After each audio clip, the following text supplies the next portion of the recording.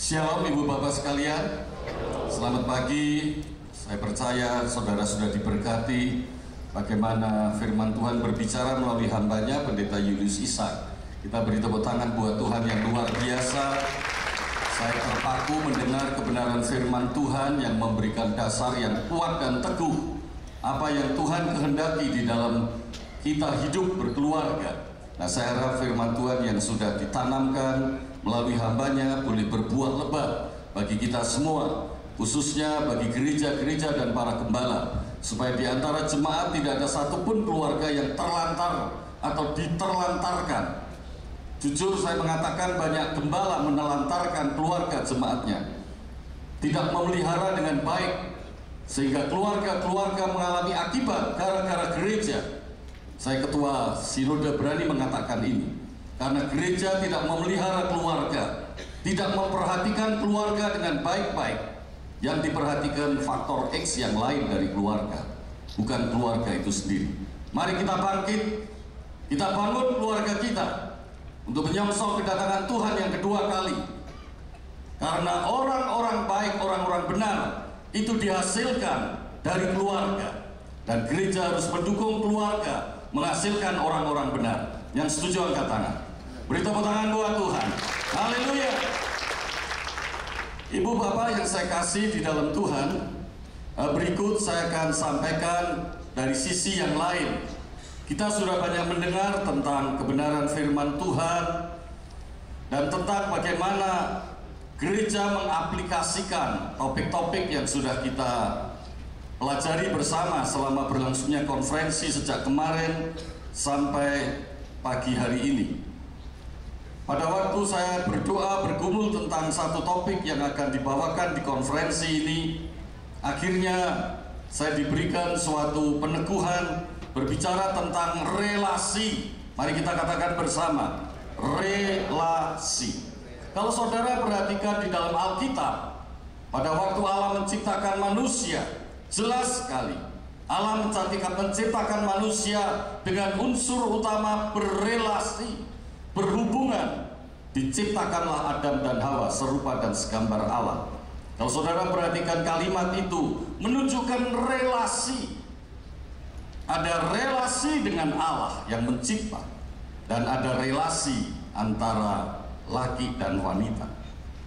Itu yang paling utama. Firman Tuhan tadi pagi sudah disampaikan buat kita, itu yang terutama. Jangan digeser, tolong jangan digeser. Saya harap tidak ada yang menggeser relasi itu. Selanjutnya dikatakan beranak cucu dan bertambah-tambah banyak. Itu pun hasil dari relasi. Nah, kemudian ada relasi yang berkembang, relasi antara keturunan ilahi dengan orang tua, dan yang teratas tetap dengan Allah. Tetap adalah relasi. Nah, di dalam relasi itulah yang akan menghasilkan yang namanya identity, identitas. Rupa dan gambar Allah itu jelas identitas. Banyak keluarga tidak menghasilkan suatu identitas yang benar. Tadi pagi kita sudah mendengar kebenaran firman Tuhan yang jelas sekali meneguhkan identitas itu didapatkan dari keluarga-keluarga yang benar, yang sungguh hidup dengan dasar kebenaran firman Tuhan. Ya, next slide. Saudara yang dikasihi Tuhan, Alkitab mengatakan keluargalah adalah tempat yang paling utama untuk menanamkan kasih Allah di dalam hati anak-anak. Kalau kita perhatikan di dalam Ulangan pasal yang ke-6 ayat yang ke-4 sampai dengan ke-9, saya minta slide-nya. Ulangan pasal 6 ayat ke-4 sampai dengan ke-9 dikatakan, kasihilah Tuhan Allahmu dengan segenap hatimu dan dengan segenap jiwamu dan dengan segenap kekuatanmu. Apa yang kuperintahkan pada hari ini haruslah engkau perhatikan, haruslah engkau mengajarkannya berulang-ulang kepada anak-anakmu dan membicarakannya apabila engkau duduk di rumahmu, apabila engkau sedang dalam perjalanan, apabila engkau berbaring, dan apabila engkau bangun. Ayat firman Tuhan ini seharusnya dimengerti demikian, bahwa keluarga inilah tempat yang utama. Artinya tidak ada tempat lain. Saudara jangan tergoda akan menggunakan tempat lain. Tempat utama untuk apa? Untuk berelasi. Karena berbicara tentang kasih itu adalah relasi. Tidak ada relasi yang lebih unggul yang Allah perintahkan buat kita dalam hubungan dengan Allah dan hubungan dengan satu dengan yang lain, kecuali yang disebut kasih, agape, kasih yang bersumber dari Allah. Penyakit utama di dunia ini sebetulnya adalah lapar cinta. Bukan HIV/AIDS, bukan lepra, bukan frambosia, bukan TBC, tetapi lapar cinta. Orang yang lapar cinta sangat sulit untuk dipenuhi kebutuhannya ketimbang orang yang lapar roti atau makanan. Saudara harus pahami, banyak orang menjerit karena dia lapar cinta. Banyak orang kelaparan bukan kelaparan nasi, tapi kelaparan cinta. Sebab itu saudara bisa mengerti kenapa perceraian makin meningkat. Mereka itu lapar cinta. Kenapa perselingkuhan seolah-olah tidak dapat dibendung? Karena lapar cinta. Kenapa ada LGBT? Lapar cinta. Dan seterusnya, dan seterusnya. Saudara dan saya tanpa sadar lapar cinta. Semua orang ingin diperhatikan. Narsisisme menjadi kegemeran semua orang karena lapar cinta. Di mana-mana pasang fotonya, lapar cinta. Di mana-mana ada wajahnya, lapar cinta. Pandang satu sama lain, tunjuk lapar cinta. Haleluya. Saya minta tolong, ini kok gak muncul-muncul di powernya. PowerPoint-nya ini lapar cinta juga dia.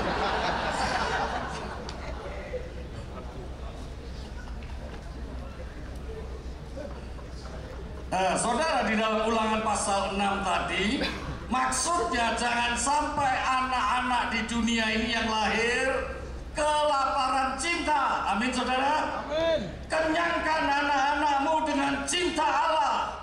Tanamkan cinta itu di dalam hati anak-anakmu. Dan dikatakan camkanlah itu. Bagaimana caranya? Tadi sudah disebut, ada momen-momen yang penting. Pada saat duduk, pada saat berjalan, pada saat bangun, pada saat berdiri. Seberapa banyak keluarga memenuhi kebutuhan yang paling utama, memenuhi manusia roh. Yang Pak Julius tadi katakan, esensinya manusia adalah manusia roh ini. Oleh karena itu, kita lihat slide berikutnya, dikatakan di antara orang-orang Kristen, meskipun penelitian ini tidak di Indonesia, tapi bisa menjadi cermin buat kita, yang generasi Y, usia 18 sampai 23 tahun, sebelum generasi Z, hanya 0,5% dari 200 anak yang berusia 18-23 tahun, hanya 1 anak yang menghidupi Alkitab. Bukan yang mendengar Alkitab, bukan yang baca Alkitab. Mereka mungkin mendengar Alkitab, mereka hafal Alkitab, mereka baca Alkitab, mereka bersaat teduh, mereka bersekolah minggu, mereka ada di youth, mereka ada di teens, ibadah mereka ada di gereja, tetapi yang hidupnya menerapkan Alkitab di dalam cara pandangnya hanya 1 di antara 200. Ini harus menjadi perhatian kita utama. Tidak untuk saling menyalahkan satu dengan yang lain, tapi ini suatu tantangan buat kita. Ini yang harus kita rebut. Generasi ini yang harus kita persiapkan ke depan. Sementara kita pun juga harus berbenah diri, tentunya sebagai orang tua. Slide berikutnya. Sebab itu saudara, berdasarkan Ulangan pasal yang ke-6 tadi, suatu investasi besar-besaran untuk mentransformasi spiritual harus dilakukan. Tidak ada dengan cara yang lain. Ya, tolong slide-nya. Yaitu menanamkan kemampuan dalam diri setiap orang agar sanggup memberi interpretasi terhadap setiap situasi kehidupan yang dihadapi dalam perspektif biblikal, perspektif spiritual. Apa yang menjadi kehendak Allah yang baik, yang berkenan, dan yang sempurna. Ini menjadi penting. Kita harus melakukan investasi, penanaman, upaya, usaha, tenaga, waktu, apapun yang bisa kita lakukan, supaya setiap orang sejak dini, sejak kecil, tentunya anak-anak itu mempunyai fase-fase perkembangan. Ada fase di bawah 5 tahun, ada fase 6 sampai 12 tahun, dan seterusnya. Nah, di dalam setiap fase perkembangan ini anak-anak harus dapat menginterpretasi. Artinya bisa melihat dunia ini dengan cara pandang yang benar, supaya mereka tidak dibungkam oleh dunia ini, supaya mereka tidak diterkam oleh dunia ini, tetapi supaya mereka dapat melangsungkan kehidupan sampai bertemu muka dengan Tuhan Yesus Kristus. Beri tepuk tangan buat Tuhan. Haleluya. Ini sangat serius, karena pada hakikatnya inilah ibadah yang sejati dalam kehidupan anak-anak muda. Tidak main-main, saudara. Kalau kita sudah berhadapan dengan generasi yang mendatang, saya harap semua orang harus sungguh menanggapi dengan kesungguhan hati dan rendah hati. Bukan soal program, bukan soal acara. Ini soal kehidupan yang kekal. Seringkali kita sebagai hamba Tuhan, sebagai pemimpin gereja, sibuk dengan memikirkan acara, program. Apakah acara yang saudara buat membuat mereka hidupnya berjumpa dengan Yesus? Saya mau tanya buat saudara. Saudara, sesungguhnya apa yang Allah kehendaki dari sebuah keluarga? Bisa ditolong slide-nya, bisa tolong ditayangkan. Tolong panitia. Pertanyaannya adalah apa yang Allah kehendaki dari sebuah keluarga?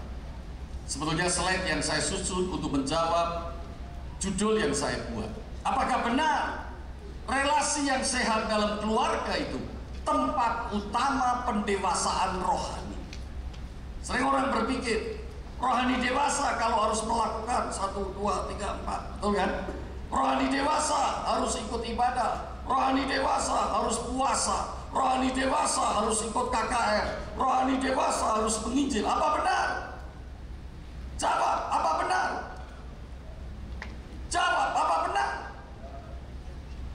Orang menginjil terus, apa kucuk-kucuk dia bisa dewasa secara rohani?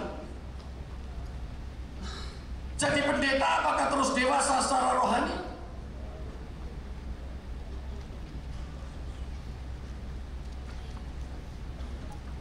Apa yang Allah kehendaki dari sebuah keluarga? Mengapa sejak dini usia muda harus dimulai proses pendewasaan rohani? Proses pendewasaan rohani bukan sejak remaja dan selanjutnya, tapi sejak dini. Sejak dini. Kalau saudara perhatikan di dalam Alkitab slide berikutnya tentang fungsi dan perkembangan keluarga. Saya sebut aja dengan singkat, saudara bisa baca di buku yang ada. Yang pertama tentunya Allah membangun keluarga untuk menetapkan sebagai pondasi kehidupan ini.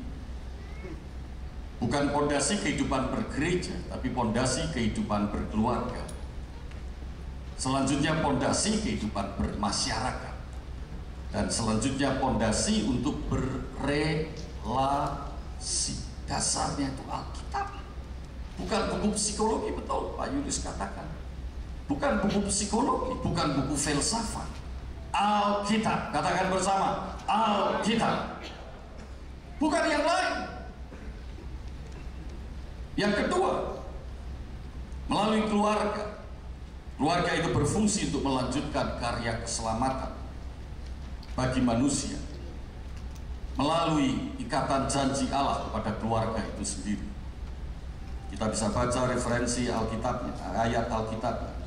Yang ketiga, Allah merancang keluarga untuk dijadikan pusat kesaksian. Ingat baik-baik.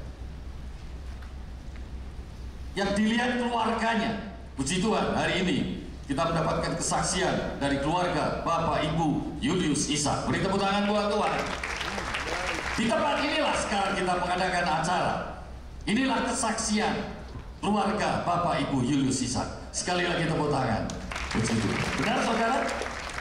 Dilihat keluarganya.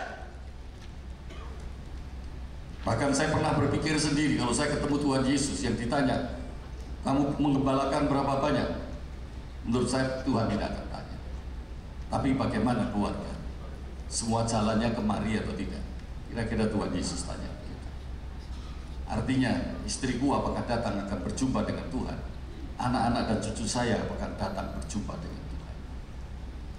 Bukan seberapa besar gerejanya, bukan seberapa besar tabungannya, bukan seberapa besar harta bendanya, bukan seberapa besar popularitasnya, dan seterusnya. Allah merancang keluarga untuk dijadikan pusat testimoni, kesaksian tentang perbuatan baik Allah. Yang keempat, Allah merancang keluarga untuk menyatakan kemuliaan hanya bagi Dia, dengan melahirkan generasi dan generasi terus menerus. Mereka semuanya adalah generasi penyembah Allah. Itu baru namanya bumi penuh kemuliaan. Anak saya 3, putri semua 3. Sesuai kriteria Pak Yudus, kalau punya anak mesti 3, katanya begitu. Anak saya 3, putri semua. Putri saya yang terbesar sekarang, saya akui, saya dulu berdoa untuk putri saya seperti yang Pak Yudus katakan. Banyak orang tua berdoa putrinya pinter, betul kan ya? Lulus, jadi dokter, karena saya dokter, jadi dokter, karena saya dokter ahli, jadi dokter ahli. Saya menyesali, saya punya cara pandang yang salah. Saya sudah menyesali. Saya mengaku dosa, salah. Ampuni Tuhan. Mestinya dari dulu saya harus punya cita-cita anakku jadi muridnya Yesus. Titik. Beri tepuk tangan buat Tuhan. Tidak ada cita-cita lain kecuali setiap anak-anak ikut Tuhan dan menjadi murid Tuhan. Tapi saya sudah akui, saya pun salah. Nah, saudara, anak saya pertama, walaupun salah, Tuhan dengar juga keinginan saya, gitu kan?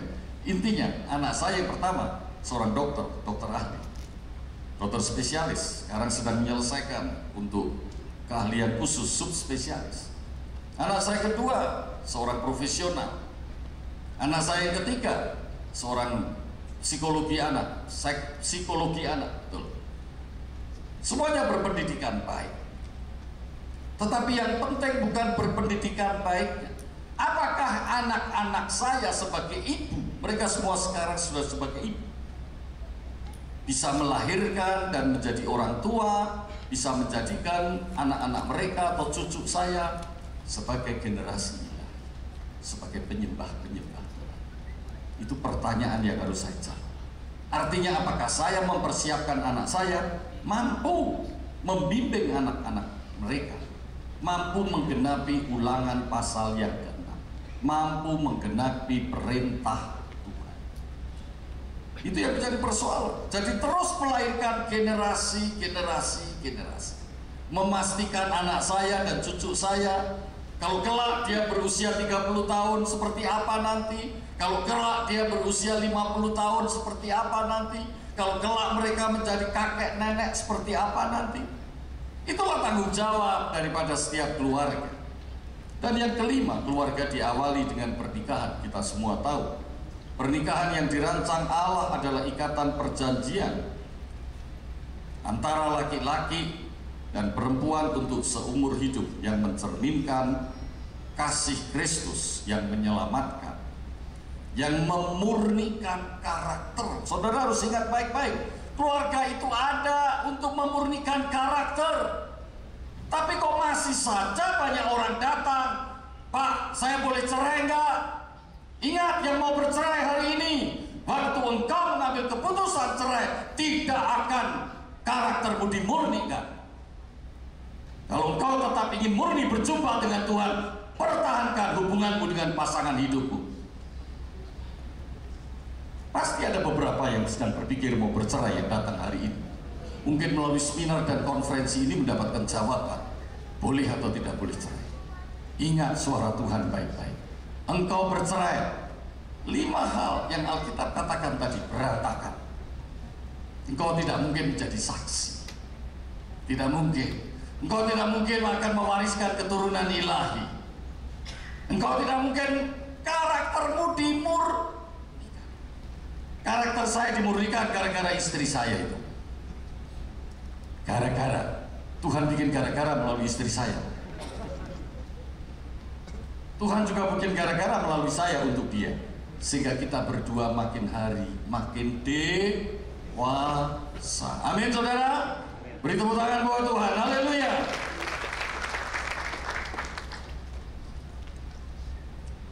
Slide berikutnya, kalau masih bisa slide-nya ditayangkan.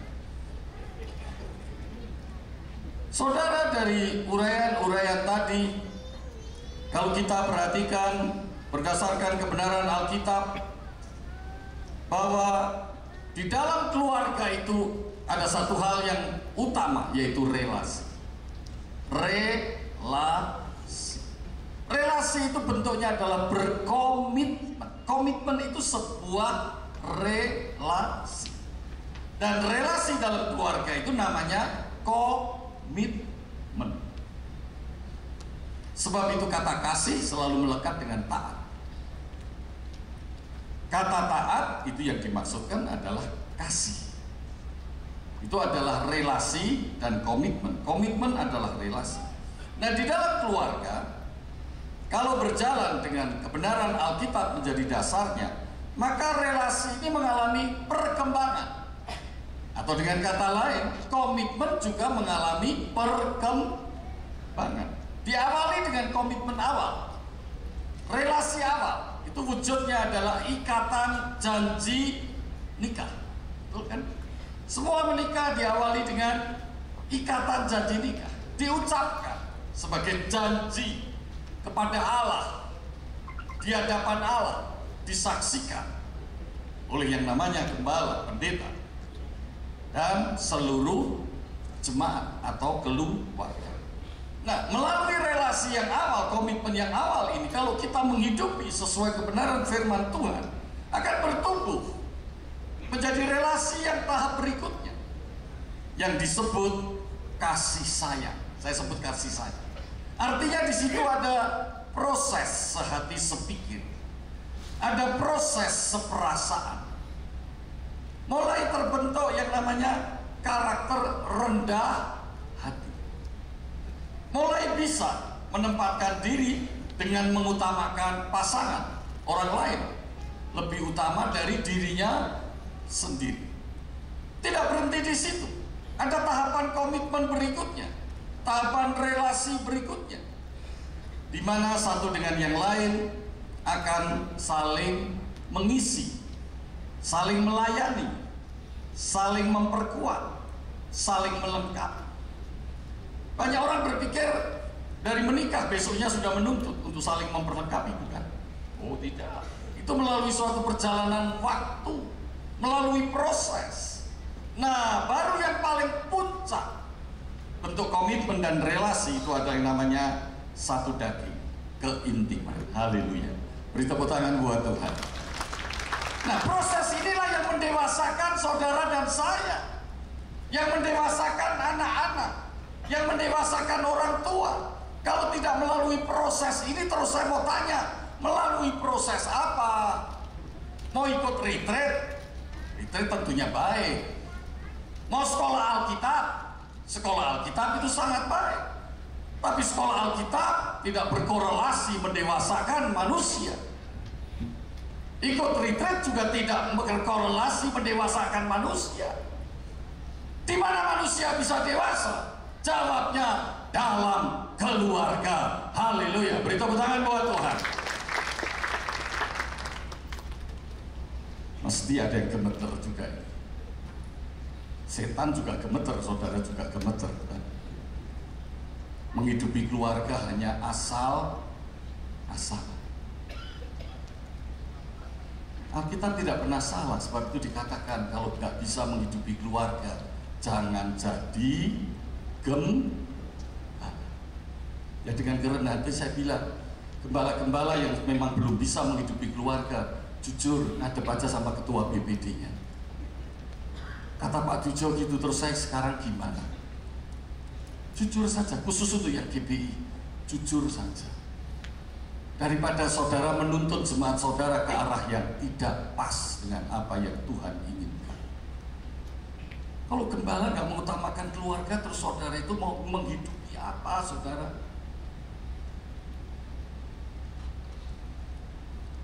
Slide berikutnya, atau saudara membaca di buku.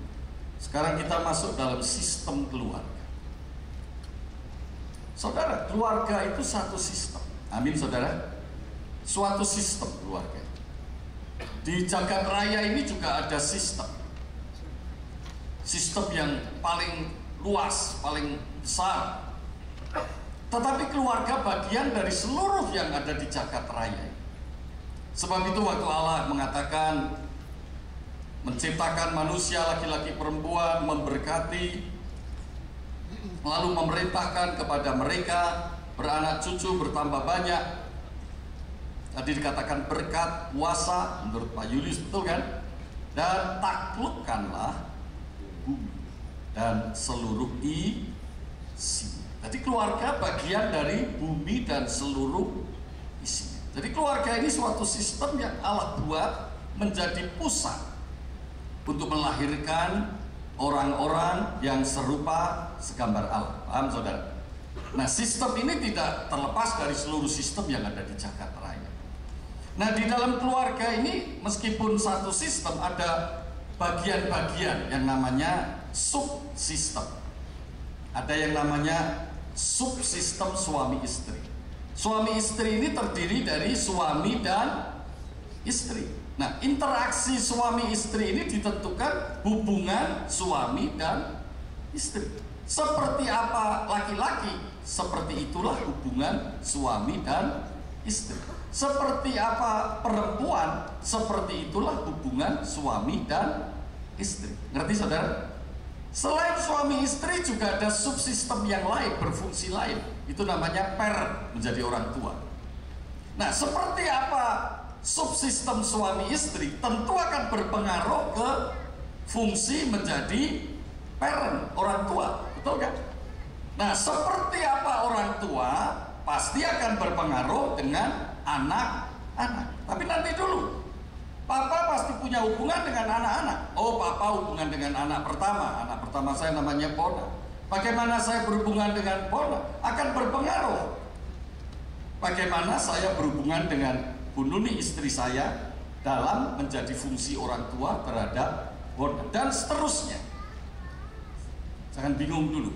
Intinya, dalam keluarga itu satu dengan yang lain saling berelasi. Amin. Amin. Dwijo berelasi dengan Nuni, istrinya. Nuni berelasi dengan Dwijo.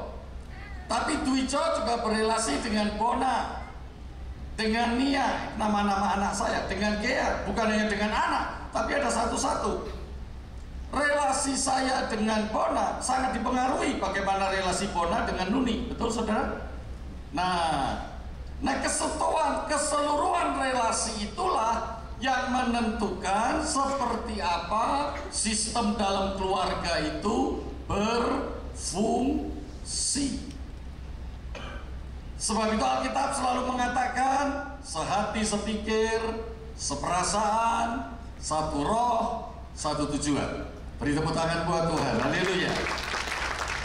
Nah, tadi sudah saya katakan apa yang mempengaruhi satu anggota keluarga.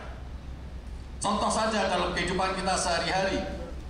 Anak kita yang terkecil sakit, oh, seluruh keluarga ini suasananya langsung bisa berubah. Betul nggak? Nah, tergantung seperti apa perubahan itu, tergantung relasi yang terbentuk waktu perjalanan ini. Ada yang satu anak sakit, langsung chaos, keluarga itu jadi berantakan. Hanya satu anak sakit berantakan. Kenapa? Karena suami istri sudah saling menyalahkan. Betul? Betul? Iya. Nah, saya tidak akan menjelaskan lebih detail tentang seperti apa sistem ini terjadi dalam setiap keluarga masing-masing. Tetapi intinya sistem ini menentukan bagaimana keluarga itu bisa berfungsi atau tidak berfungsi. Ditentukan seberapa kohesiveness-nya, seberapa lekatnya sistem ini satu dengan yang lain di dalam keluarga. Ada kalanya yang saya alami dalam keluarga kami sendiri.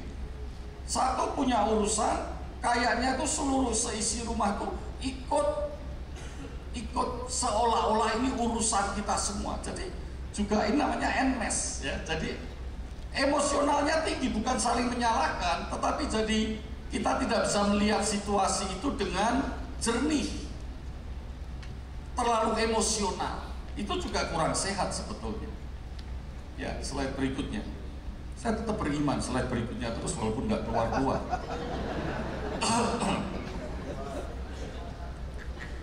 Oh, sekarang sudah keluar. Kok di sini enggak ya? Saudara, jadi sistem keluarga ini yang menentukan sehat tidak sehatnya keluarga. Ngerti sekarang saudara? Kalau sistem ini tidak sehat, mungkin nggak pertumbuhan rohaninya sehat? Saya mau tanya saudara, mungkin tidak? Mungkin tidak? Saudara sudah tahu jawabnya kan? Sudah saya jelaskan dari awal. Sekarang saudara mengerti kan? Makna Alkitab yang tertulis salah satu aja di Ulangan pasal yang ke-6. Kalau kita lihat di dalam Filipi pasal yang kedua, Rasul Paulus mencoba menjelaskan secara operasional bagaimana membangun sistem hubungan, sistem relasi yang sehat. Dikatakan intinya saja harus ada komitmen, yaitu tidak bersyarat, tidak egois, betul kan? Mengutamakan orang lain dan mengikuti teladan Yesus Kristus. Karena yang tidak egois itu hanya satu nama. Siapa nama itu? Nama Tuhan Yesus Kristus. Beri tepuk tangan buat Tuhan. Jangan mengikuti teladan saya. Saya masih egois tentunya. Kok masa Pak Bijo egois? Ya belum tahu saja kan. Belum tahu. Masih egois. Jadi yang tidak egois itu teladan Tuhan Yesus Kristus. Nah, di dalam sistem keluarga yang sehat itu harus ada yang namanya keterbukaan. Betul? Ada juga rasionalitas, ada emosionalitas. Emosionalitas itu bukan gampang marah, tidak. Tapi di dalam relasi yang sehat itu dibutuhkan keterlibatan perasaan. Saudara tidak mungkin kalau berrelasi hanya pakai rasio melulu. Tapi selain keterbukaan perasaan, keterlibatan perasaan, juga harus ada pertimbangan rasio. Nah, melalui sistem yang sehat ini, relasi yang sehat, setiap orang itu dimungkinkan bertumbuh dengan identitas dirinya sendiri. Suami jangan dibayang-bayangi oleh identitas istrinya dan sebaliknya. Itu yang dikatakan memurnikan karakter. Saya dengan Nuni, istri saya, Nuni biarlah jadi Nuni sendiri, seperti yang Allah inginkan. Waktu Allah menjadikan dia, saya Dwijo juga menjadi Dwijo. Tetapi Dwijo ini menjadi dewasa gara-gara ada Nuni. Nuni menjadi dewasa karena ada Dwijo. Artinya saya punya identitas diri yang unik. Dalam bahasa, kalau kita membaca buku-buku dikatakan ada diferensiasi diri. Jadi tidak perlu kita itu menjadi seperti orang lain. Kita bisa menerima keadaan diri kita sesuai dengan identitas yang Tuhan berikan bagi kita, di mana kita serupa segambar Allah dengan keunikan yang ada pada diri kita sendiri. Ini yang sering menjadi persoalan di dalam kita melayani, dalam kita berkeluarga, dalam kita bergereja, dalam kita berorganisasi, karena semuanya lapar cinta, karena relasi tidak terbangun dengan baik. Dia sudah membawa masalah-masalah yang terjadi karena punya pengalaman tidak baik dengan relasi. Ini terbawa ke semua sistem. Menghasilkan suatu relasi yang disebut relasi pro-sosial. Slide berikutnya. Jadi kalau demikian, fungsi keluarga itu seperti apa? Kalau memang relasi yang sehat menghasilkan fungsi keluarga yang sehat, fungsi keluarga yang sehat itu seperti apa? Keluarga itu menjadi sistem pendukung yang utama. Jadi keluarga itu sistem support untuk setiap pribadi bisa bertumbuh dengan sehat. Yang kedua, keluarga itu tempat utama untuk memenuhi kebutuhan emosional, yaitu kebutuhan kasih. Jangan cari kasih di tempat lain. Keluargalah tempat pemenuhan kebutuhan kasih yang sejati. Amin. Jangan biarkan setan menghancurkan keluarga-keluarga, karena ini tempat utama setiap manusia memenuhi kebutuhan yang paling esensi untuk menghidupkan manusia rohnya. Penanaman nilai spiritualitas itu dari keluarga. Dari keluarga, bukan dari gereja. Gereja mendukung keluarga. Gereja perlu melayani keluarga supaya keluarga bisa menanamkan spiritualitas. Karena di gereja kita tidak akan mengalami interaksi seperti yang dirancang Allah untuk keluarga. Kadang-kadang di gereja mencari pendeta aja susah, mencari gembalanya. Betul kan saudara? Susah. Dan keluarga juga tempat menanamkan nilai-nilai universal berdasarkan tradisi dan budaya. Itulah fungsi keluarga. Slide berikutnya. Nah, jadi sistem keluarga yang sehat itu seperti apa? Perinciannya agak banyak, tapi tidak apa. Saya akan sebutkan. Yang pertama, membangun keutuhan keluarga. Keluarga yang sehat itu tidak kurang persediaan segala yang diperlukan. Persediaan energi, persediaan emosi, persediaan semua. Persediaan finansial untuk tetap menjamin keluarga itu utuh, itu sehat. Jadi kalau keluarga sudah mulai mikir, ada yang mau pisah, ada yang mau cerai, ada yang nggak ngomongan, ini segera harus diobat. Nah, sebab itu perlu ada pelatihan konseling. Amin saudara. Kemudian ada relasi yang baik di antara para anggotanya, itu keluarga yang sehat. Sebab itu pengampunan menjadi hal yang paling utama. Beri tepuk tangan buat Tuhan. Pengampunan, amin saudara. Mengampuni, saling mengampuni. Yang ketiga, terbuka dan fleksibel. Itulah keluarga yang sehat. Yang keempat, aturan-aturan yang dibuat di dalam keluarga itu mesti jelas dan dimengerti. Aturan perlu dibuat.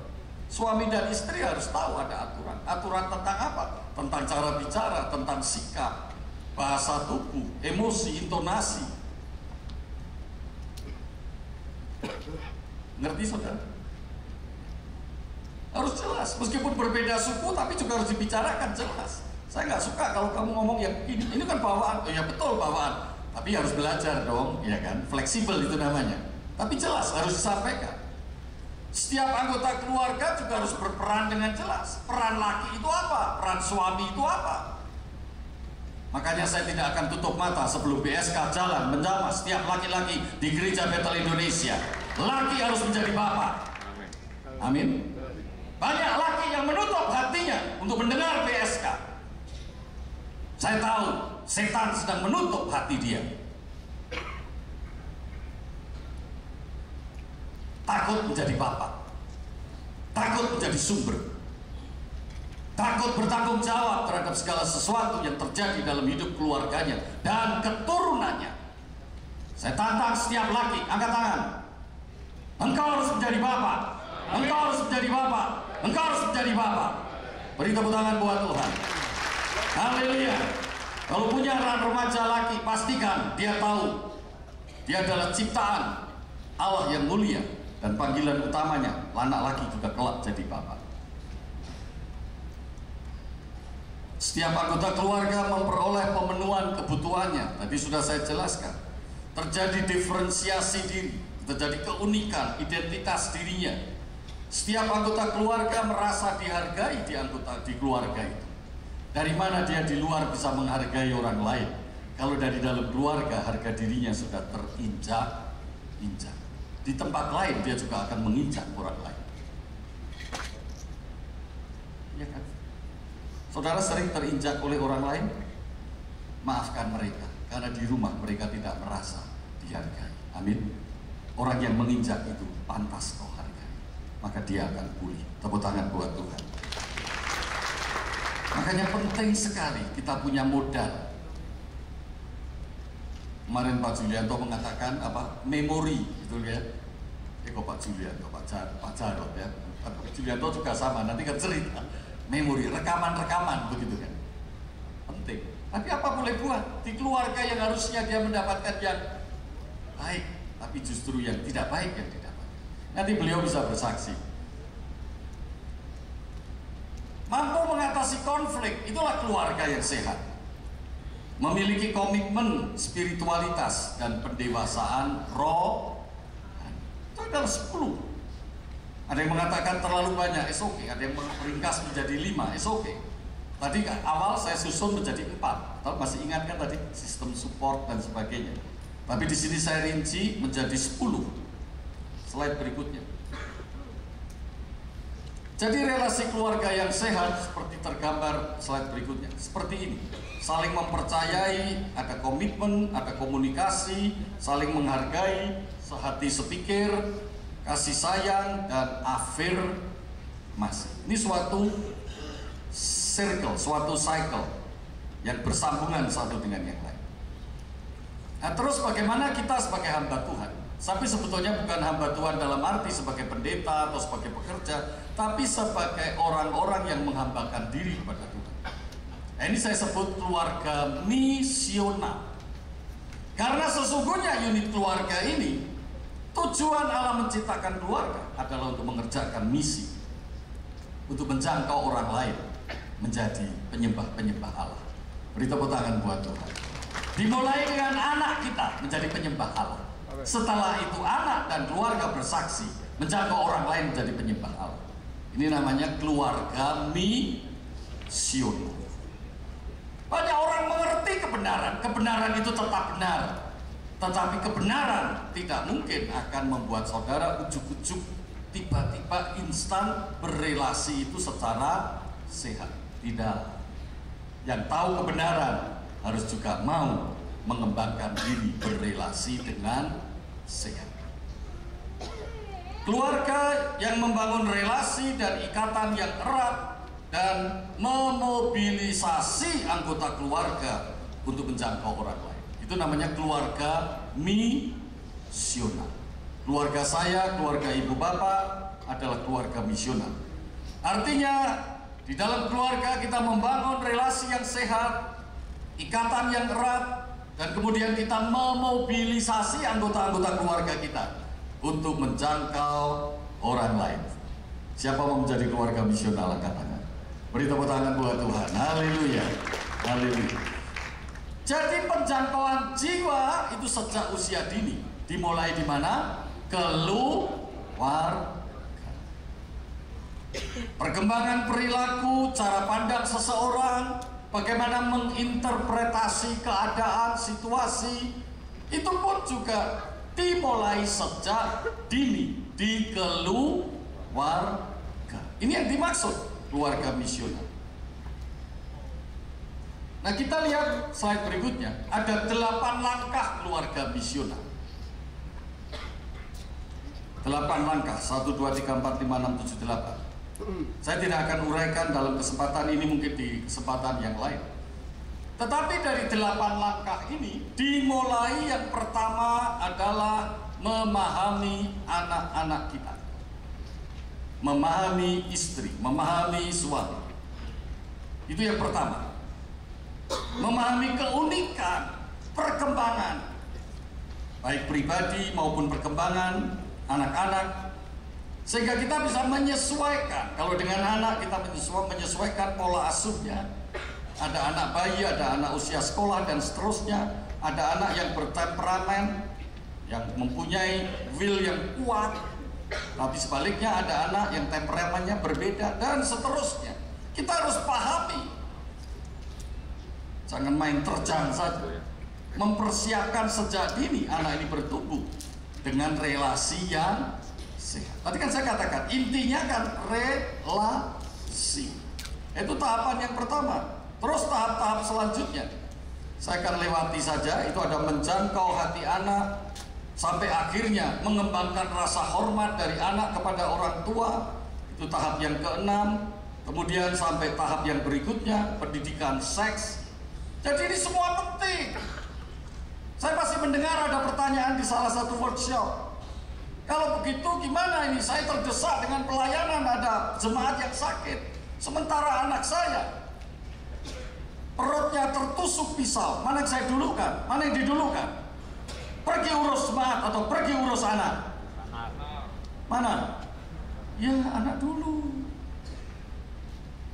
Anak dulu, bukan urus jemaat. Kalau saudara pikirnya sayang jemaat, ya betul sayang jemaat. Saudara pergi urus jemaat, anak ditelantarkan, besoknya anaknya mati. Jemaat akan belajar. Kalau gitu matiin anak itu nggak permasalahan, karena gembala juga matiin anak. Hancurlah keluarga itu.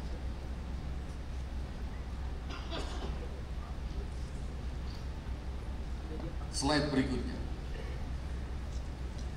Di dalam slide ini saya ingin menekankan tentang pentingnya relasi terhadap perkembangan perilaku dan cara pandang.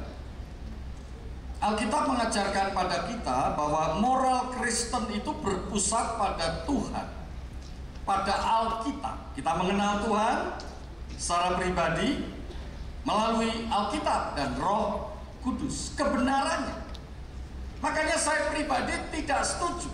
Belakangan ini saya sudah berkesimpulan tidak setuju kalau kepada jemaat selalu diberi pilihan. Hidupmu tergantung pilihanmu. Loh, tidak. Kita sudah milik Tuhan.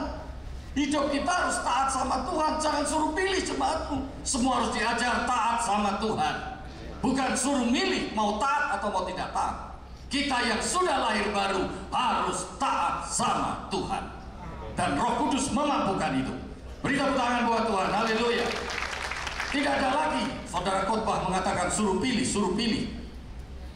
Orang suruh pilih, natur manusia itu berdosa, selalu mementingkan diri sendiri, selalu cara yang cocok sama keinginan diri sendiri. Itu namanya tercemar dengan dosa. Moral Kristen bukan berpusat pada logika manusia. Sebab itu di dalam Alkitab kita bisa memahami tentang 10 perintah Allah, tetapi juga ada perintah terutama dari Yesus Kristus. Pengenalan akan Allah itulah yang memberikan makna di dalam hidup dan memberikan makna dalam kita berrelasi dengan orang lain, dan bagaimana kita menerjemahkan atau menginterpretasi dalam situasi yang kita hadapi setiap hari. Tanpa pengenalan akan Allah, pengalaman akan berrelasi dengan Allah, dan pemahaman tentang kebenaran firman Tuhan sejak usia dini, maka waktu dia makin besar, dia akan mengalami banyak penyimpangan dan penyimpangan dalam kehidupan. Slide berikutnya. Jadi perkembangan perilaku dan cara pandang di sini yang dimaksud adalah nilai spiritualitas moral seseorang itu terjadi sejak dini. Mereka yang meneliti mengatakan sebelum usia 14 tahun. Sebelum usia 14 tahun. Bisa 10 tahun sudah, bisa 11 tahun. Yang jelas sebelum usia 14 tahun. Maksudnya, segala input, segala yang dilihat, segala yang diterima, segala upaya untuk merubah cara pandang anak yang dilakukan setelah 14 tahun, itu hampir dikatakan sia-sia. Artinya tidak banyak berubah. Maka pastikan, saudara kalau menjadi orang tua, anak-anakmu sudah punya dasar tentang nilai kebenaran, moral, etika sebelum usia 14 tahun. Di mana itu dilakukan? Di keluarga. Slide berikutnya. Para pemimpin gereja saat ini, kalau saudara melihat, ini survei. Orang-orang yang sekarang memimpin gereja dengan baik saat ini, telah terlibat dalam kehidupan pelayanan bersama keluarganya dan mengikuti pelatihan-pelatihan dalam gereja bersama keluarganya secara konsisten sejak mereka berusia 13 tahun. Boleh ditanya kesaksian. Bukan ujuk-ujuk jadi pemimpin, jadi pendeta. Mereka yang sekarang kita lihat sebagai hamba-hamba Tuhan yang pantas kita teladani, itu prosesnya sudah lama. Sudah sejak usia dini. Dipersiapkan sejak bersama keluarga.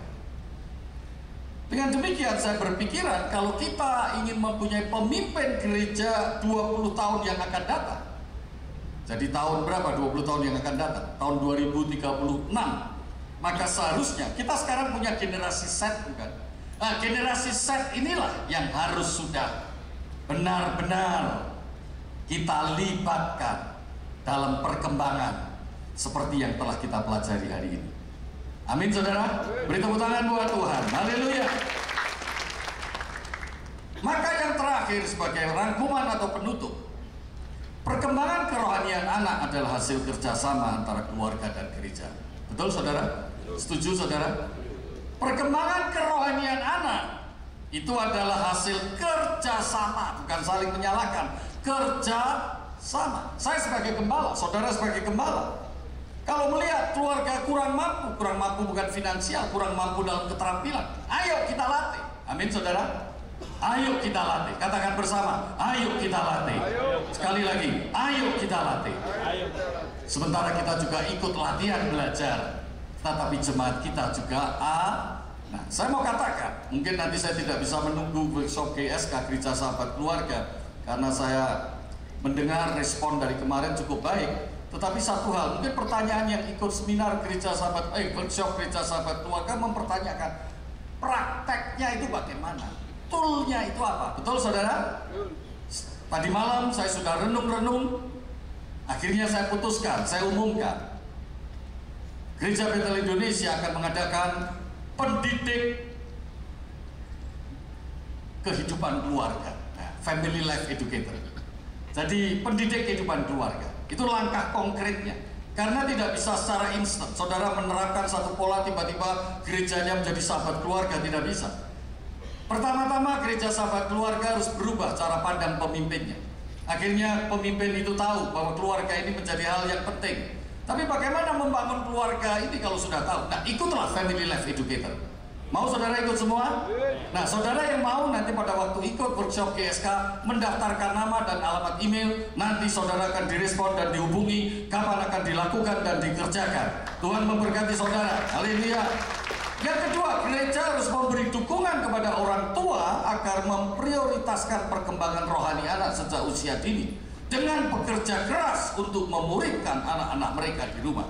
Nah, ini di dalam family life educator itu akan dibahas. Nah, family life educator itu akan menghasilkan seorang instruktur. Mimpi saya, satu gereja, satu instruktur. Amin, saudara? Ya.